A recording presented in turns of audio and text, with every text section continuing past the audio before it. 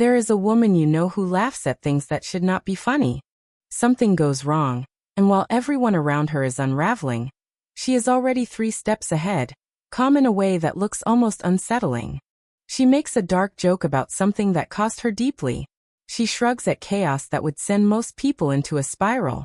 And there is a quality to her steadiness that you cannot quite name, because it does not look like the happiness you were taught to recognize. That woman has been through something. Not a difficult season. Not a painful relationship. Something that went all the way down. The kind of experience that does not leave a scar on the surface but rewires the entire interior.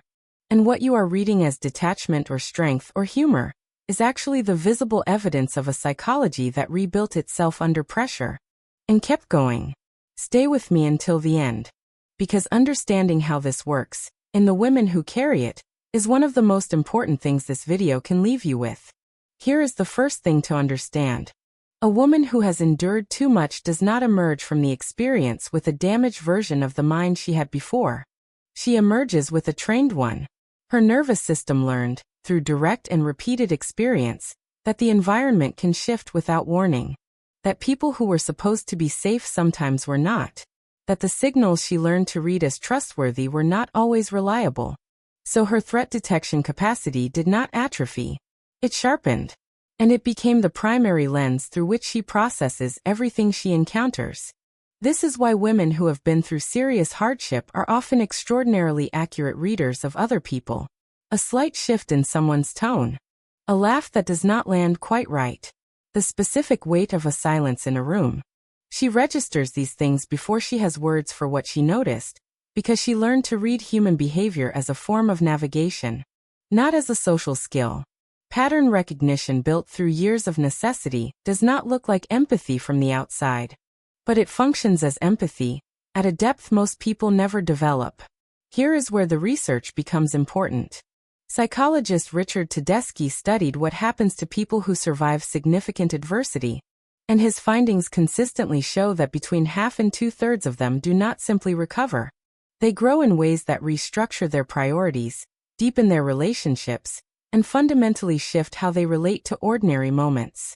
This is called post-traumatic growth, and it is measurably different from simply coping well.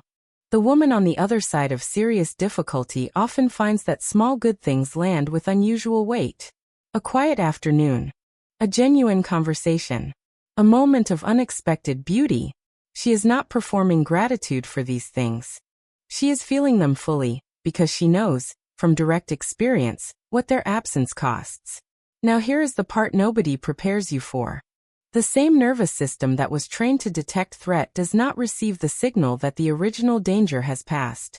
Hypervigilance, the clinical term for a threat detection system that never fully powers down, is one of the most common and least discussed consequences of sustained adversity in women. She is safe now. She has built something stable. But her body still scans the room. Still runs backup plans for situations that do not require them. Still braces when someone gets too close, even when close is exactly what she wants. This is not a character flaw. It is a nervous system doing precisely what it was conditioned to do. The conditioning simply outlasted the original conditions. Here is the paradox at the center of how these women relate to other people. She will show up for you completely, and without hesitation. She will be the one who arrives when things fall apart, who stays without needing recognition, who handles what needs handling before anyone else registered there was a problem. But ask her to name what she needs, and the access point disappears. She learned to need nobody, because dependence in her experience came with consequences she was not willing to keep paying. That self-sufficiency sounds like strength, and in many ways it is. But it is also the loneliest architecture a person can build around themselves without realizing that is what they have done. She also consistently downplays what she went through. It was not that bad. Other people have it worse. She developed an almost allergic response to being perceived as a victim, because she survived by maintaining a particular internal story. The one where she was okay. Admitting the full weight of what happened means revising that story. And revising it, while still inside the life that was built around it, is one of the most disorienting things a person can do. So she does not. She says she is fine. And often she believes it. The humor is its own subject. Dark humor in these women is not performance. It is a cognitive tool that she developed, possibly without naming it, as a way of taking back partial ownership of her own pain. When she can find something absurd in what happened, she removes some of its authority over her. The laugh is a small refusal, a signal to herself that the thing does not get to write the entire story. Every joke is a minor act of resistance against whatever tried to take her apart. This is why the women who have been through the most are often the funniest people in the room. Not because they feel less, because they found a way to hold what they feel without being held by it. Here is the layer that is almost never acknowledged. Underneath the resilience, underneath the humor and the competence and the refusal to collapse, there is a grief that has nothing to do with losing someone else. It is the grief of losing herself. The version of her that moved through the world without tightening first. The version that laughed without checking the room. The version that trusted before calculating. That self was real. It existed before the thing that changed everything. And she is not quite homesick for a place. She is homesick for a version of herself she can no longer fully remember, and cannot return to. A softness she did not get to keep. A lightness she learned about too late. That grief does not break her. It shapes her. It makes her quieter in the presence of chaos. More precise about who gets access to her. More deliberate about the environment she builds for herself. She values peace with a specificity that only comes from having lived inside its opposite long enough to understand exactly what it costs. Here is the honest conclusion this entire video has been building toward.